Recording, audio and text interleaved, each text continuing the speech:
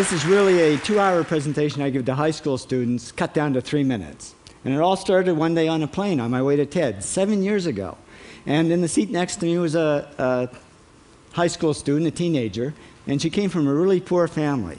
And she wanted to make something of her life. And she asked me a simple little question. She said, "What leads to success?" And I felt really badly because I couldn't give her a good answer. So I get off the plane and I come to TED.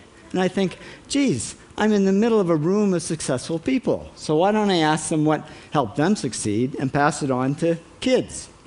So here we are, 7 years, 500 interviews later, and I'm going to tell you what really leads to success and makes TEDsters tick.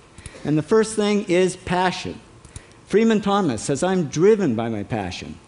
TEDsters do it for love, they don't do it for money. Carol Coletta says, "I would pay someone to do what I do." And the interesting thing is, if you do it for love, the money comes anyway. Work. Rupert Murdoch said to me, "It's all hard work. Nothing comes easily, but I have a lot of fun." Did he say fun, Rupert? Yes. TEDsters do have fun working, and they work hard. I figure they're not workaholics, they're workaholics. Good.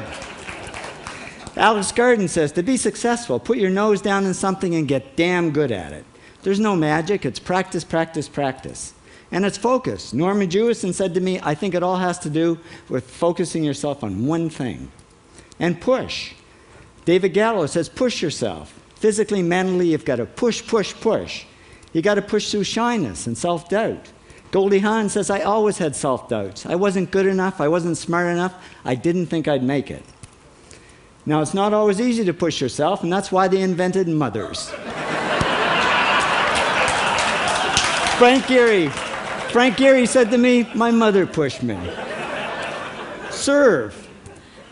Sherwin Newland says it was a privilege to serve as a doctor.